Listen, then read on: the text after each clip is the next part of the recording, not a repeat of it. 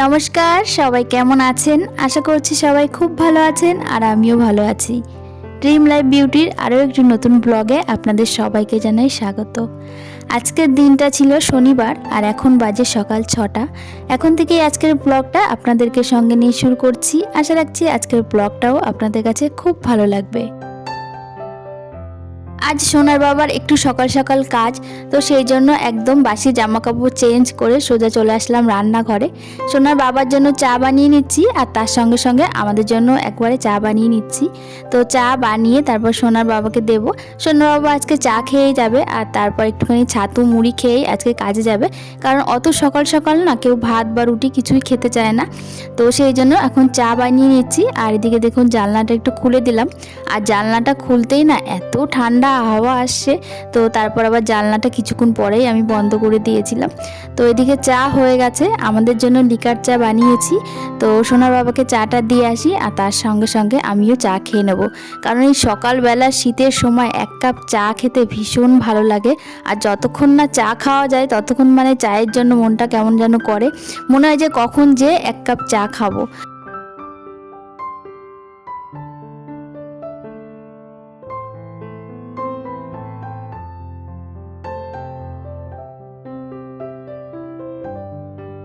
আমাদের তো চা খাওয়া হয়ে গেছে, তারপর সোনার বাবা কাজেও চলে গেছে। আর তারপর মেজদা ঘুম থেকে উঠেছে, আর ঘুম থেকে ওঠার পরে এই যে চা বানাচ্ছি।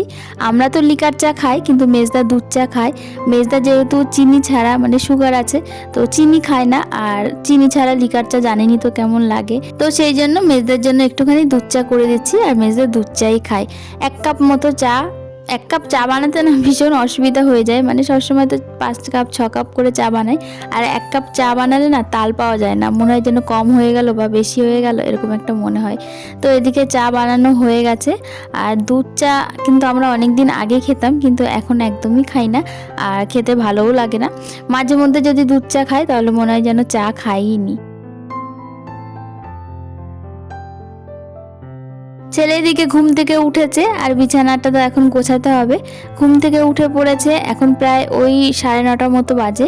মানে শীতের সময়ে যখন স্কুল থাকে না তখন তো 9:30 10টার আগে তো ওকে ঘুম থেকে ওঠানো যায়ই না। আর ওর বড় কাকা হচ্ছে ওর সব থেকে প্রিয়, মানে বড় কাকা যেদিন থেকে বাড়িতে এসেছে সেদিন থেকে মানে সব সময়ের জন্য বড় কাকার সঙ্গেই থাকে। মানে ওর বড় কাকা থাকলে আর মা বাবা কাউকেই লাগে না।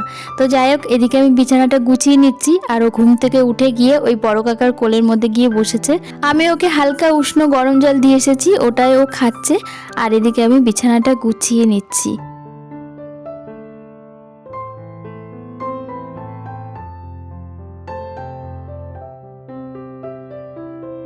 সকালের জলখাবারে আজকে বানানো হয়েছে রুটি, আর তার সাথে হয়েছে কাবলি ছোলার তরকারি। তো তরকারিটা আমি বানিয়েছি আর রুটিগুলো আমার যা বানিয়েছে। আর এই ফাঁকে আমি বিছানাটা গুছিয়ে নিচ্ছি। তো অনেক জামা কাপড় জড়ো হয়ে গেছে, তো সেই জামা কাপড়গুলো এখন ভাঁজ করে নেব। আর বাইরে কিন্তু রোদ উঠেছে, আর পর্দাগুলো এখন খুলে দেবো। আর পর্দাগুলো আগে থেকেই খুলে দিলে না ক্যামেরাটা ঠিক মানে আসে না, তো সেই জন্য পর্দাগুলো আগে খুলে নিই। তো বিছানাটা গোছানো হয়ে গেছে, আর এবার জানলাটা খুলে দিচ্ছি। আর এই জানলাটা খুলে দিলেই না আমার ঘরে একটু রোদ আসে, তবে খানিকক্ষণ বাদেই আবার চলে যায়। তো এদিকে দেখুন অনেক জামা কাপড় জমে গেছে। এগুলো হচ্ছে শীতের জামা কাপড়, প্রতিদিন তো গায়ে দেয়া হয়, তো সেগুলো আবার খুলে খুলে উল্টো করে রেখে দেয় এলোমেলো করে। সেগুলো যদি আবার একটু ভাঁজ করে জায়গা মতো না রাখি তাহলে কিন্তু ওই এক জায়গায় ঢিপি হয়ে থাকে আর ঘরটা জামা কাপড়ে ভর্তি হয়ে যায়। আবার ভাঁজ করে জায়গার জিনিস জায়গায় না রাখলে আবার ঠিকঠাক সময়ে খুঁজে পাওয়া যায় না। এখন কিন্তু রাতের দিকে আবার ভোরবেলার দিকে কিন্তু বেশ ঠান্ডা পড়েছে, আর এই ঠান্ডার সময়ে না কাজবাজ করতে ভীষণ অসুবিধা লাগে। তো যাই হোক, এদিকে জামা কাপড়গুলো আমি ভাঁজ করে রাখছি। আর 2 দিন আগে এই যে জামা কাপড় কেচে ওই যে বিছানার মধ্যে এক কোণাতে রেখেছি, সেই জামা কাপড় আমি আর ভাঁজ করে উঠতেই পারছি না। শীতের সময় না সন্ধ্যাবেলাতে আর ইচ্ছা করে না জামা কাপড়গুলো ভাঁজ করতে। একবার আলসেমি যদি লাগে সেই আলসেমি কাটিয়ে আর ওঠা যায় না, ওই কম্বলের মধ্যে চুপ করে পা হাত পা গুজে বসেই থাকি। তো যাই হোক, সেই জামা কাপড়গুলো এখন একটু ভাঁজ করে রাখছি, কারণ দেখতে তো একদমই ভালো লাগে না যদি বিছানার উপর এক কোণাতে এক গাদা জামা কাপড় জড়ো হয়ে থাকে। তো সেগুলো এখন ভাঁজ করে রাখছি, এখন হাতে একটু সময় আছে, কারণ তরকারিটা বানিয়ে এসেছি, রুটিটা তো আমাকে আর বানাতে হচ্ছে না, তো সেই টাইমটা তো বেঁচে গেছে। তো সেই জন্য আমি এখানে বিছানাটা গুছিয়ে জামা কাপড়গুলো একবারে ভাঁজ করে তারপর আবার দুপুরে রান্নাটা বসাবো।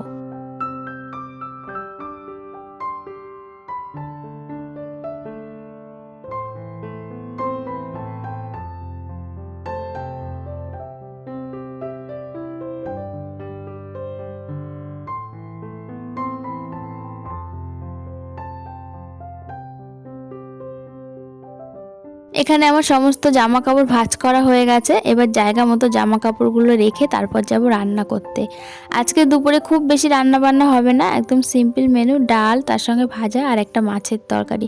তবে কি মাছ রান্না করব সেটা এখনো বলতে পারছি না, কারণ ছোটদা গিয়েছে বাজারে, এখনো পর্যন্ত আসেনি।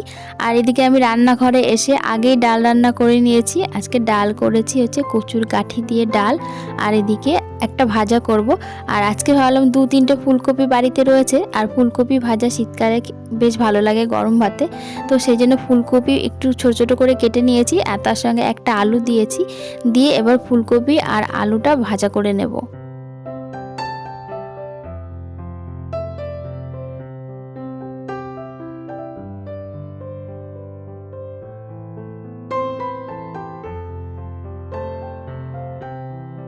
আজকে জানেন তো অর্ধেক রান্না করে তারপর চলে গেছিলাম স্নান করতে। তার কারণ হচ্ছে আজকে মাছটা আনতে না একটু লেট হয়েছে, আর তারপর মাছ আনার পরে তো সেটা আবার কেটে বেছে ধোয়া এগুলো তো থাকেই। তো যদিও বাজার থেকে কেটে এনেছিল, তারপরেও কিন্তু মাছের গায়ে আঁশ থাকে, আর সেটা ধুতে কিন্তু অনেকটা সময় লাগে। আর আজকে অনেকটা বেশি মাছ এনেছে, এখানে 1 কিলো 100 ভোলা মাছ এনেছে। তো এই মাছগুলো কাটতে বাছতে তো অনেকটাই সময় লাগছিল। তো সেই জন্য ভাবলাম এই ফাঁকে আমি স্নানটা সেরে আসি। গরমকাল হলে আমি কখনোই রান্না বান্নার আগে স্নান করে রান্না করি না, কারণ ওই রান্নার পরে মাছটা রান্না করলে কেমন একটা লাগে, আবার স্নান না করলে হয় না। কিন্তু যেহেতু এখন শীতকাল, আর শীতকালে কিন্তু স্নান একটা বড় ব্যাপার। এই শীতের দিনে যদি স্নান করে পুজোটা করা হয়ে যায়, তাহলে আমার কাছে মনে হয় একটা বড় কাজ হয়ে গেল। সারাদিন নিশ্চিন্তে এবার সংসারের কাজগুলো করা যায়। রান্না তো আছেই, আর তার সাথে স্নান করা আর পুজো করা যদি হয়ে যায়, তাহলে ব্যাস রান্নাটা কিন্তু আমি অনেক নিশ্চিন্তে করতে পারি। তো যাই হোক, এদিকে আমি স্নান করে আবার চলে এসেছি, আর মাসির মাছ ধোয়া হয়ে গেছে। তো এখানে মাছগুলো আমি ভেজে নিচ্ছি, আর তার সঙ্গে মাছের যে মশলাগুলো হয় সেগুলো বেটে নিচ্ছি। আজকে যেহেতু একটু বেশি মাছ এনেছে, তো সেই জন্য ভাবলাম যে কিছু মাছ রেখে দেবো কালকের জন্য। আর আজকে রাত্রেবেলা না একটুখানি অন্য রান্নাবান্নার প্ল্যানিং চলছিল, সেই জন্য ভাবছিলাম কিছু মাছ রেখে দিই, কালকে হয়ে যাবে। কিন্তু আমাদের বাড়িতে ওই একবার মাছ আনলে না, মাছ রেখে দিয়ে যে পরের দিন রান্না হবে সেই ব্যাপারটা নেই। তো সেই জন্য সবকটা মাছই আজকে রান্না করে ফেলবো। যদি তরকারি থাকে তো পরের দিন একটুখানি সকালে খাওয়া যাবে। আর আমাদের বাড়িতে ভোলা মাছ সবাই ভালোবাসে। ভোলা মাছের জায়গায় যদি অন্য কোনো মাছ আনতো তাহলে কিন্তু সেই মাছ রেখে দিতাম, কিন্তু যেহেতু ভোলা মাছ সবাই পছন্দ করে, একটার জায়গায় দুটোও খেয়ে নেয়। তো যাই হোক, এদিকে আমি ভোলা মাছটা রান্না করে নিচ্ছি আলু বেগুন দিয়ে। আর আমাদের বাড়িতে ভোলা মাছ আনলে আলু বেগুন দিয়েই রান্না হয়, ধনেপাতা দিয়ে। তো সেরকম আজকেও রান্না করে নিচ্ছি।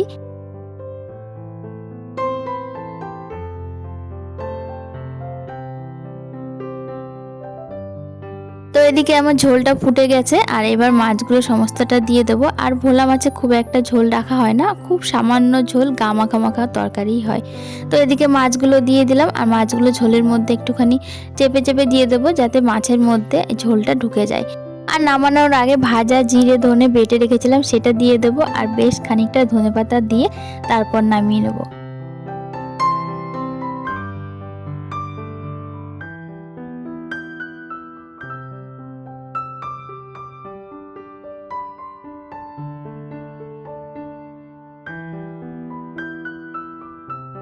এদিকে মাছের ঝোল আমার হয়ে গেছে, আর এবার তরকারিটা নামিয়ে টেবিলে রাখবো। আর এই যে আমাদের পাশের বাড়িতে মামি থাকে, তো মামি এসেছে, আজকে চলে যাচ্ছে ওনার ছেলের কাছে। ওনার ছেলে চাকরি সূত্রে শিলিগুড়িতে থাকে, তো মামিও ছিল ওখানে, আর এখানে কয়েকদিনের জন্য আবার এসেছিল। তো আজকে আবার চলে যাচ্ছে, আর একটু মন খারাপ তো আছেই। যাওয়ার আগে দেখা করতে এসেছে, বিশেষ করে মায়ের সাথে তো থাকতোই। মা মামি সবাই একসঙ্গে সংসার করেছে, সংসার জীবনের সঙ্গী বলতে পারেন। তো চলে যাওয়ার সময় তো একটু মন খারাপ হবেই। তো যাই হোক, এদিকে মামি দেখা করতে এসেছে, মামি এখনই বেরিয়ে যাবে। আর আমাদের রান্না বান্নাও হয়ে গেছে, সবাইকে খেতে দিয়ে দেব। তো চলুন আজকের ব্লগটা এখানেই শেষ করছি। আজকের ব্লগটা আপনাদের কাছে কেমন লাগলো অবশ্যই কমেন্টের মাধ্যমে জানাবেন। যদি ভালো লাগে একটা লাইক করে দেবেন, আর আমার চ্যানেলে নতুন বন্ধু হলে অবশ্যই চ্যানেলটি সাবস্ক্রাইব করে আমার পাশে থাকবেন।